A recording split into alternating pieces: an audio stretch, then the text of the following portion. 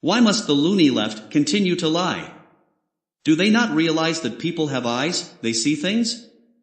The View yesterday, the right is going further right, while the left is staying just left of center. Joseph Goebbels would be in awe. The last time I saw such blatant lying on television was when Baghdad Bob was on CNN saying, "There are no American troops in Baghdad, and we are driving back the invaders." The sad thing is, there are people who want to believe them so much that they, as the article I present later says, cover their ears, run away, and scream abuse from a safe distance. Elon Musk's right, the left has gone insane. Elon Musk's purchase of Twitter has many on the political left vowing to close their accounts or boycotting the social media giant.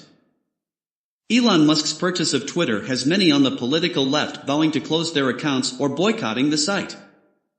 Elon Musk sparked a firestorm this week by tweeting a meme that calls out the radical drift of left-wing politics in America, showing how the rise of the ultra-left has made people like him suddenly seem right of center, though their views haven't changed. Why the furor? Because the meme is right. As he explained in a follow-up, I strongly supported Obama for president, but today's Democratic Party has been hijacked by extremists. The American left has, over the past decade and a half, gone insane. Firm support for affirmative action was overtaken by the insanity of anti-racism and critical race theory. Rather than accepting LGBTQ people, the litmus test became embracing gender transition for kids, mandatory use of preferred pronouns and denial of the obvious facts about trans athletes. Criticism of law enforcement excesses morphed into defund and abolish. Supporting immigration into outright opposition to any border control. That's to say nothing of free speech. An American left that long cherished it now deems it an insidious form of white supremacy. And it all comes packaged in fury at anyone who hasn't gone along, let alone those who dissent. The screaming over Musk's Twitter acquisition proves the contemporary left has no place for someone who believes in equality and not being an asshole over trivial things, as Musk has shown he believes. Millions of non-billionaire Americans feel the same way, even if the left's capture of most media obscures that fact. It's a big reason all the polls show Democrats facing disaster in November. Across all race and class lines, voters reject the far-left lunacy. Most people in this country don't intensely hate anyone who mildly disagrees with them. We generally don't demand ideological fealty as a prerequisite for friendship or simple coexistence. We tend to care about the same things: jobs, safety, and our kids. And we do believe in equality and forbearance. As Musk tweeted Friday, the far left hates everyone, themselves included. He followed up with, "But I'm no fan of the far right either. Let's have less hate and more love." That sharing such widely held sentiments gets you painted as a right-wing radical only further proves how right that meme is. Radical Left Wokeness and Its Farcical Revolution. An article by Matteo Gemolo. Dr. Matteo Gemolo, a doctor in philosophy at Cardiff University and an independent political commentator.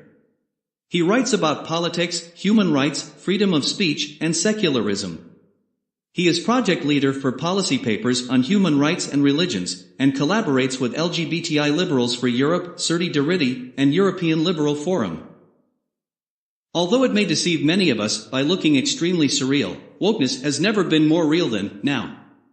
Right at this moment, as I am sketching a critical piece on this topic and I am trying to find inspiration for its introduction, a couple of people are sat next to me in the cafe where I usually work on my articles. As luck would have it, they are discussing one of the hottest topics of today's politics, trans issues.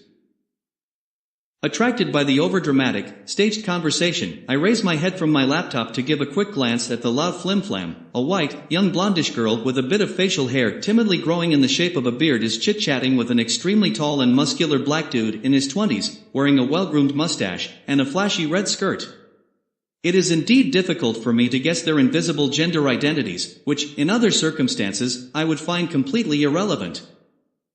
But what is interesting in this case is what they are telling each other because of their gender identity. They talk about that one time when they went together to the sauna that stands just in front of our cafe. That place is called Macho Sauna, and it is a well-known haunt in the center of Brussels, conceived for those penis people who want to share the warmth of a steam room with other penis people who, until not so long ago, we called gays. With visible, and, unfortunately, audible, disdain, the couple is ridiculing the person who works at the entrance of the sauna, not for refusing their entrance, but for the opposite reason, welcoming them.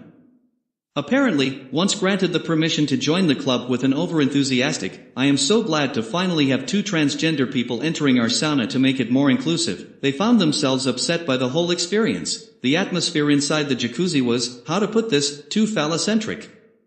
After all, this is clearly unthinkable in a gay club called Macho Sauna. No matter how inclusive the act of welcoming a biological woman who identifies as a man in a gay sauna was, the big step taken on the pilgrimage route to Santiago de Inclusivila was not enough. In truth, no step on such a pathway ever seems to be enough. Demanding the impossible. No matter how hard we might twist language and idioms, no matter how inclusive we want our society to be, no matter how much we can bend logic and common sense, demands from the woke brigade are never meant to be satisfied. There is a very simple reason for that. What we call social justice is in fact extremely antisocial and deeply unjust. As a regressive and perverted offshoot of the civil rights movements of the 1960s and 70s, it is not invested in promoting equality between individuals anymore, guaranteeing equal opportunities to every person, no matter their social status, provenance, cultural and religious background, gender, or sexuality or backward political stances in the current hard-left agenda. Contrary to last century's battles for equal opportunities, for the right to vote, for the ability to divorce, for the legalization of abortion, for the abolition of racial segregation, or the decriminalization of sodomy, what social justice warriors in the 21st century fight against are invisible enemies: white privilege, patriarchy, cultural colonialism, gender binarism. How to defeat such utopian opponents, if not through the deformation of what philosophers call logos? Language must be reviewed and reformed to become inclusive and gender-neutral in order to avoid imperceptible offenses and microaggressions, whatever this means. Postmodern narratives need to be promoted at any educational level, through brand new disciplines such as critical race theory and gender and post-colonial studies, to ensure new generation will have no other means to look at the world other than the distorted lens of biased and radical political ideologies. Old symbols, statues, flags, names of public spaces, which used to unify a nation, its people, and its culture must be destroyed in name of cultural relativism. Uprooting heresy. Old liberal concepts, such as freedom of thought and speech, look more and more like endangered species. Free thinkers are falling off the radar in environments where their voice should count the most. Universities, media, and politics. The list of academics forced to resign from American and British universities for committing woke felony grows in a worrying number day after day.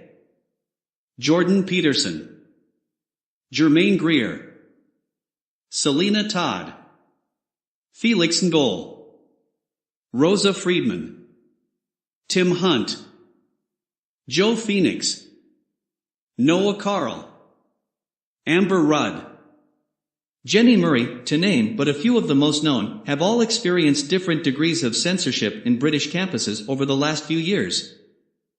The latest of this lineup of heretics is Professor Tim Luckhurst from Durham University, UK, who is currently suspended from its duties for the capital crime of, God forbid, inviting conservative journalist Rod Liddell to speak at a Christmas dinner party in early December last year. The hard-left student mob, who decided to boycott the dinner before Liddell could even start saying his piece, is showing to us, once again, its inability to cope with alternative views. Unable to listen, they prefer, instead, to brand intellectuals whose articles and books they have never read, and never will, as disgusting. These kids have never had their views challenged, they have never been gainsaid. Through years of secondary school, their worldview has been created in a vacuum, every shibboleth, no matter how absurd, indulged by their teachers.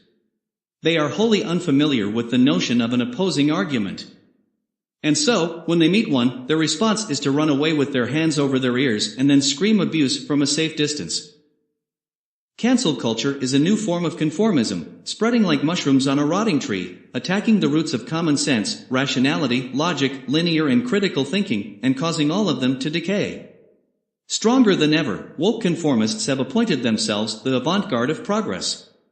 Everything falling outside of the hard left side of Western politics is at risk of being condemned as a form of bigotry and therefore repressed. Just because you can no longer say your opinion in the New York Times doesn't mean you're being silenced. You just can't share it in the New York Times, explains the former liberal and currently regressive mainstream left. According to CanceledPeople.com database, more than 200 people, mostly academics, journalists, and intellectuals, have either resigned or have been fired recently because their views had in some way caused offense. Numbers have been exponentially growing since 2018. In 2021 alone, almost 1,500 people submitted cases to FIRE, the Foundation for Individual Rights in Education, because they believed their rights were in jeopardy. The new faith. Rather than politics and ideology, we should speak of religion and creed. Cancel culture has become a merciless crusade fought by a woke-possessed brigade, armed with tambourines and rooster haircuts, which shouts at sinners, "Repent! Repent! Repent, motherfucker!" This is not a metaphor, but a surreal scene which took place in October last year at Netflix headquarters in California, when the American comedian and YouTuber Vito Gesualdi took to the street to defend Dave Chappelle over allegations of transphobia. The preachers of cancel culture wish they could tear down all shows, books, and statues which do not perfectly align with the most up-to-date ethics of our time. In the United States, at least 130 monuments have been either toppled by protesters or removed by city councils over the last couple of years, more than 500 around the globe since George Floyd protests. This is a masterpiece of damnatio memoriae, condemnation of memory, inspired by a very successful medieval practice which consisted in excluding the heretics from any official historical account. The uncreative and tyrannical aspects of such an operation are worryingly echoing the darkest trends in human nature, seen in the destruction of monuments in the Middle East at the hands of Islamic State, ISIS, and other Islamist groups. As with any other form of radicalized religion, the intolerance towards apostates from the cancel culture sect is, if anything, worse than its treatment of non-believers, who must be banished from the public arena lest they spread their heretical views. British philosopher and author Kathleen Stock resigned from Sussex University in October 2021 in the aftermath of a one-year-long despicable student campaign against her. As a gender-critical feminist, Stock has never hidden her views on transgender issues. Why would she ever have to? She defended her work as an academic and, in particular in her latest book, Material Girls, Why Reality Matters to Feminism, showing a strong belief in the importance and irreducibility of the biological reality of human beings. The last thing she had the chance to see at campus while walking down the Green Mile, leading to the class where she had taught for almost 20 years, was a lineup of posters being vandalized with the following slogans: Kathleen Stock is a spiteful bootlicker, Kathleen Stock is a transphobe, fire Kathleen Stock. The cleansing and purification of universities of their unorthodox lecturers is not new to modern history and should terrify everyone, especially liberals, as such. History and art as battlefields. According to hard-left fanatics, we either kneel to their dogmas, sometimes literally, as Black Lives Matter, BLM, demands, or we are expelled from their churches. The problem is that their expanding definition of churches is coming to include all public spaces. Their zeal for censorship is no less authoritarian because it is hidden behind a smokescreen of social justice activism. When the French Revolution set about rewriting history in the Reign of Terror, it invariably relied on myths. Their woke successors have no less of the fervor and are no less delusional and destructive. In both cases, a tiny minority that happens to control the levers of power decreed what it was to be on the right side of history. When history becomes propaganda, says the British historian and author David Starkey, I'm afraid you get rather bad history. I would add that when history becomes propaganda, what we get is bad fiction too. In theater and cinema, for instance, the line between fiction and reality is fine by definition. This is not a problem in itself, of course. What is problematic is when movies are confused or explicitly employed as political weapons to advance radicalized political agendas. Art is once again becoming propaganda, another worrisome reminder of dark times in the not-so-distant past. The Danish Girl, a film directed by Tom Hopper and released in 2015 to worldwide acclaim, is a perfect example of how this blurring of art into propaganda can alter the representation of historical facts. Loosely based on the 2000 novel of the same name by David Ebershoff, The movie tells the story of Danish painter Lily Elbe, starting from the premises that she was the first transgender person to go through sex reassignment surgery in mid-1920s Copenhagen. This is fake news. Elbe was in fact an intersex person who was found to have both ovaries and testes and went through a medical procedure to have the latter removed. This had nothing to do with transgenderism, nothing to do with gender dysphoria, nothing to do with pronouns. The fascinating and touching story of one of the first intersex artists we have a record of has been erased from popular culture and sacrificed on the altar of trans ideology. The hypocritical apology made in November 2021, nearly 7 years after released, by English actor Eddie Redmayne, who had played the role of